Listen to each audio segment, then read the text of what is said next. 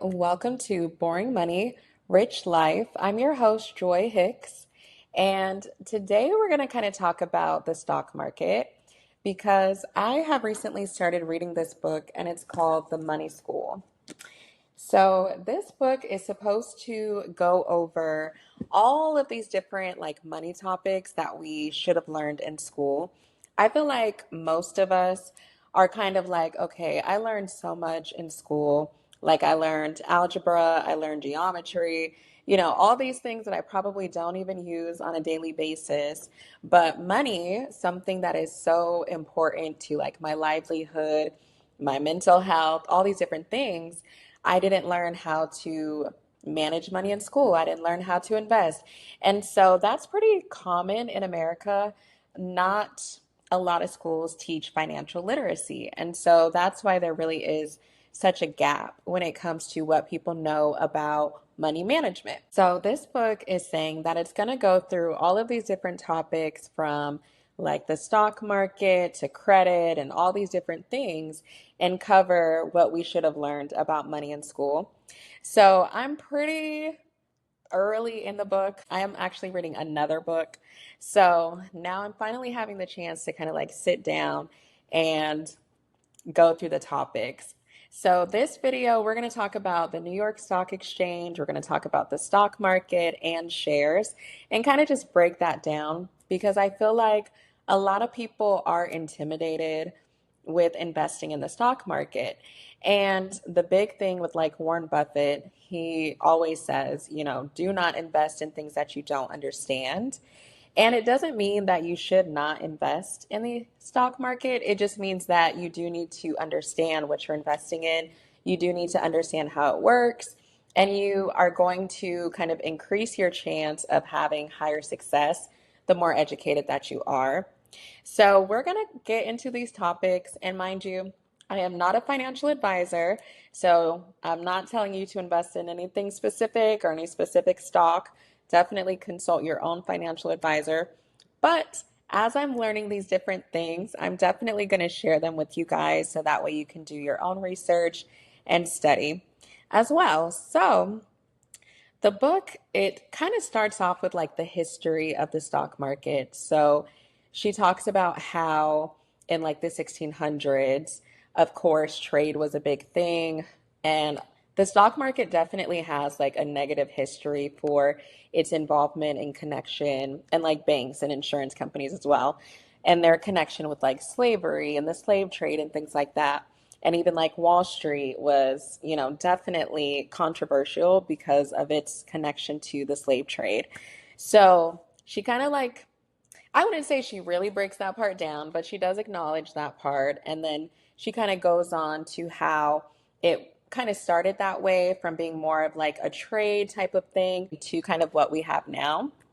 So I feel like, again, not everybody kind of understands all of these different topics.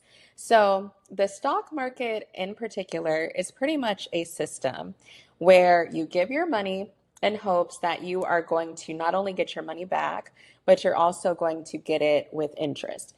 So the stock market is not like a physical place, although we do have like Wall Street and things like that. And, I'll kind of break that down. But the stock market itself is really just a system. And another thing that kind of gets used interchangeably is the term stock and shares. So you can pretty much have stock in a lot of different types of companies. It means you kind of have like an interest in that company, but shares are specific to like a publicly traded company. So, for instance, a share is pretty much you saying that you're giving a certain amount of money for a specific piece or pieces of a specific company.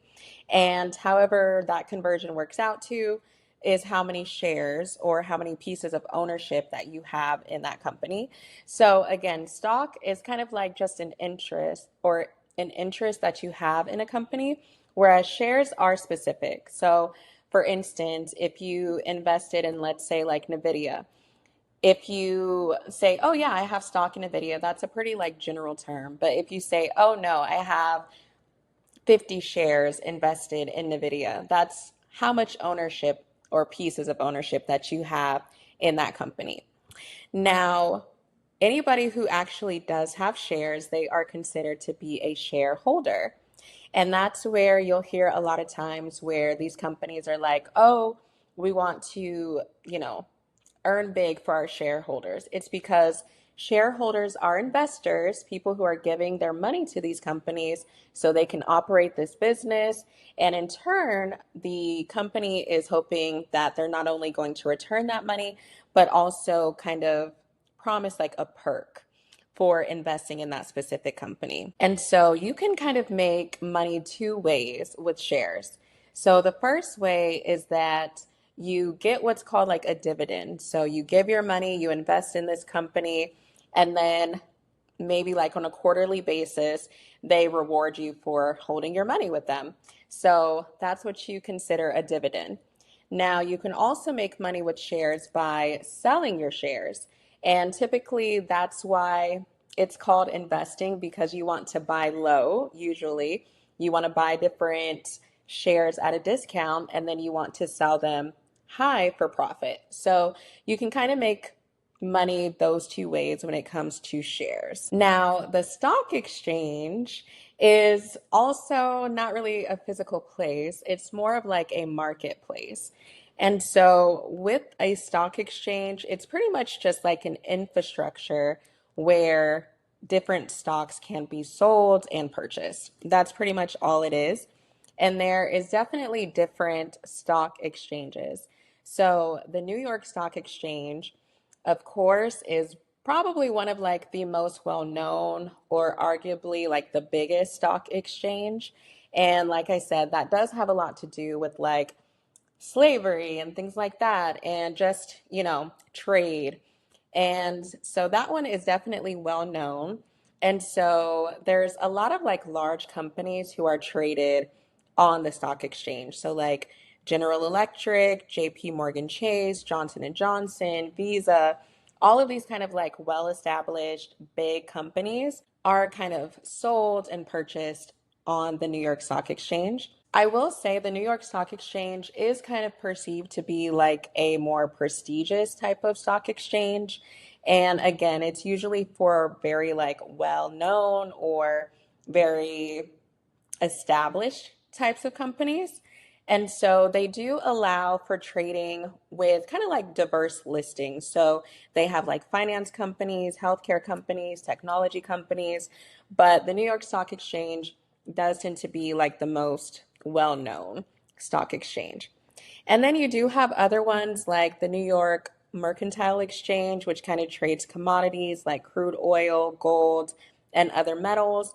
You also have like the Intercontinental Exchange, which exchanges like options and future commodities and like energy, agriculture, and metals.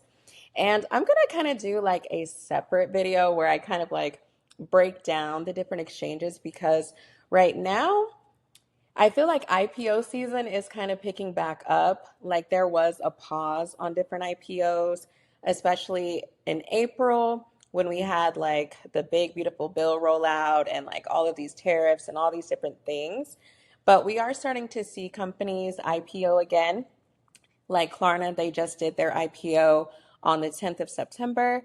So I feel like I am going to follow up and kind of like break down the different exchanges and kind of the types of companies that you would expect to know on those, or that you would expect to see, I guess, traded within those exchanges. But that was kind of a lot. I will say this book, I'm only just getting started, so I do like the fact that it's actually breaking some of these concepts down.